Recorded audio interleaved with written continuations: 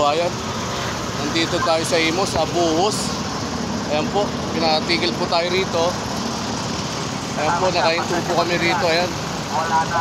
Buhos po yung galing sa Pote, galing Baclaran. Ito po. Ayan.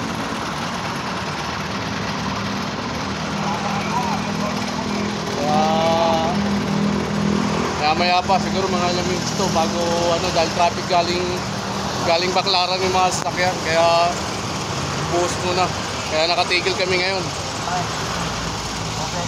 Pero ko kasi sa loob puno kami, buhos kasi buhos, pati yung motor nakahinto rin, no?